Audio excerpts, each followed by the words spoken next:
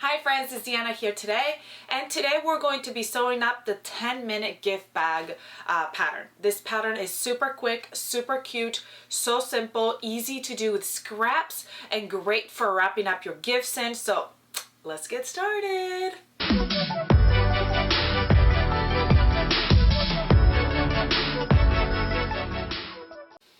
All right, let's get started. You can have the different options. I have an option with the facing, and then I have the lined option. So I'm going to be making both options.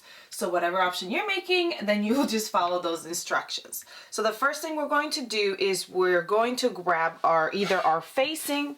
We're gonna grab one of your bags, and at the top with the facing, we're gonna match up the facing right sides together with the bag, and we're gonna repeat it on the other one. And if you have the lined version, it's gonna be the same thing, except for since it's lining, it's like you're putting the whole thing right sides together. So I'm gonna place my lining at the top edge of my bag with my outer right sides together, and sew that top edge. All right, I'm gonna sew them with a straight stitch, and then the edge, if your fabric frays really bad, you can finish it off with zigzag stitch, with your serger, with pinking shears. It's up to you. So I'm just gonna go ahead and sew a straight stitch on those.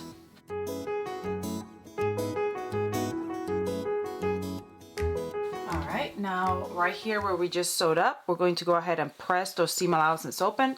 If you did serge that raw edge, then you're going to press it up towards the top. We're going to grab our pattern piece, and we're going to mark where our no sew zone is, and I'm going to use my water soluble marker, or actually, you know what, I'm just going to use pins. You can mark it with pins, so that way when you fold it and you go to sew it, you know where to stop, and you're not gonna sew in this little area here. And I'm gonna mark that for all of them. I'm marking here on the top, and then I'm turning it around and marking on the other side as well, where the facing or the lining is. So here it is done for the facing. I'm gonna do the same for the one with the lining.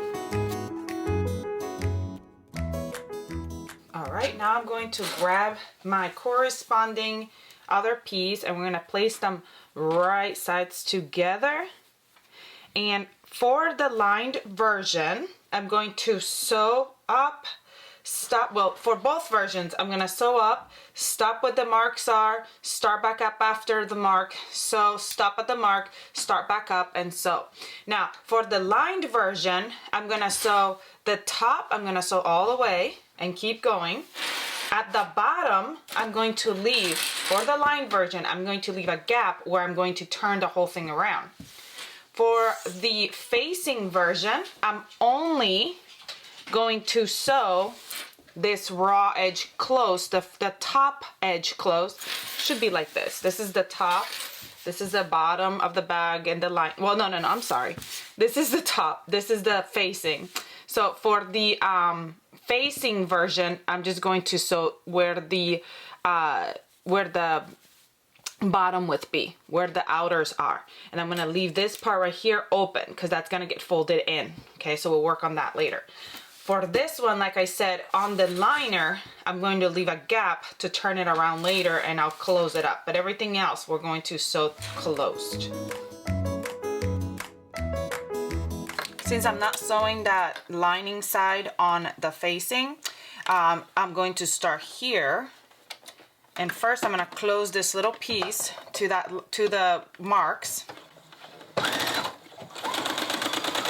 I'm going to back stitch too. Pull up the needle, move over to below where my mark is. Careful not to get it on your needle, and start back up and go all the way to my next mark.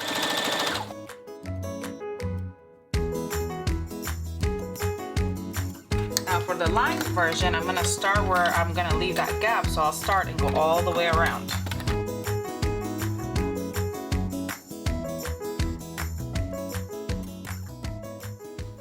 right, now that those are finished, what we want to do is to make really crisp corners. We can go ahead and cut that extra bulk in the corners, and you can trim all the seam allowance with your pinking shears, and it gives you a better, less bulky sew. I probably need to get some of those because I talk about them all the time and I don't have any. I don't use them. All right, but I'm just clipping my corners so that it'll be nice and not bulky. Make sure when you're clipping your corners you don't clip your thread, because then you'll have to sew it back up. So for the faced option, we're going to turn it all the way around, and you can use like chopstick or something to poke those edges out. And for your lined version, we're going to go right here where we left that gap and turn it around. And I'm going to give them a good little steam. All right, for the lined version, you will see that here's where I left that gap. I'm going to tuck in those, that seam allowance, steam it. And then I either can ladder stitch, which we have a video here on YouTube on how to do that. But since this is the lining and you won't see it, I'm just going to go to my sewing machine and stitch, do a straight stitch right here to sew that closed right here. That's what I'm going to do with this one. While I'm still here, I'm going to grab, this is the facing one, and I'm going to fold that facing right into my bag and give it a steam here at the top to tuck that facing in. And I'm going to do the same for the one with the lining. Once I sew that down, I'm going to tuck the lining in and steam the top. Actually, I shouldn't have poked those corners out to the inside, to the outside. I should have poked them in through the inside because they're going to go in that way. All right, so now our bags are almost ready. Now we gotta fix those gaps right here, or get them prepped for my ribbon. So I'm gonna go through and make sure that it goes all the way through. I'm just using a pencil because that's what I have, and make sure that it goes, the openings go all the way through. So here's the opening for the one side, it goes all the way through. See that? And then I'm gonna make sure that all of them go all the way through, and I can go through and it's coming around on the other side. See that? Because now what we're going to do next is we're going to sew a casing to guide where my my ribbon's gonna go through. Now, if you're, depending on what size you're sewing, if you're sewing a very small size, you will have to move this out of the way and sew, making sure that you keep the bottom out of the way because you're sewing 2 layers at a time. If you're sewing a bigger one and you'll just fit through your opening of your, if you'll just fit through your machine, then you can do that. Or you can just remove the little piece. Don't look in here, it's a little dusty. And the arm of your machine would be a little bit smaller, and you can fit your bag in nice and tucked. Make sure that you see where your gap is, and I'm gonna start like right before the gap, and making sure I keep that gap. I don't want to close it in. So what I'm going to do, I'm gonna use this marker, and it's erasable marker, so I'll be able to wipe it off.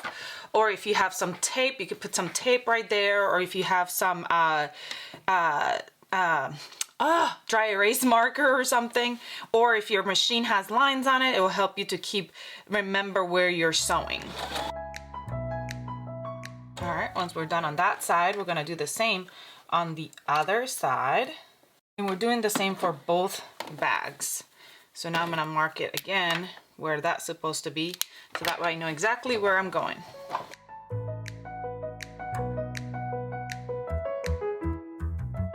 Now I delete that off my machine so I don't forget it, and we're back to normal on my machine. I'm gonna put my arm back on.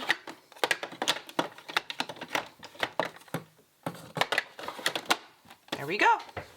All right, friends, my cute little bags are almost finished. All I've got left to do is add in the ribbon. I'm gonna get my ribbon, and what I wanna do is I'm gonna feed it through, and if we want to finish off the end of the ribbon.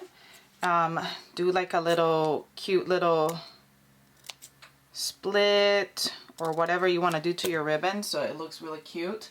And so my ribbon doesn't fray. You can use like flameless lighter or something, but I have regular matches with me and you have to be very, very careful that you don't burn it. But with the match, I just very lightly go over the edges to burn those edges so they do not fray. And it works really great, but you just have to be very careful. They just melt a little bit. So that's why I keep matches around, or a lighter. Now I'm gonna go ahead and fit it through. And you can use either a safety pin or a tool. I had one of these right here. So I can go ahead and go in through one side and come out and pull it through. Now, you could do either put one on each side because you have gaps on both sides. So you could put some ribbon from this side and then some ribbon from this side and tie on both sides. Or you could just make the ribbon come out on the other side. So I went through one side, now we're gonna go through the other side. And then you'll just have one side with a knot with a bow. How cute is this? I'm gonna do the same on the other bag. On this one, I'm doing 2 straps.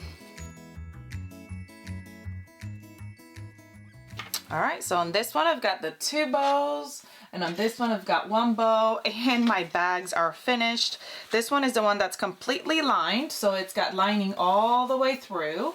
This one only has the facing, so it's only lined on one side, on the top, and it's not lined all the way down to the bottom.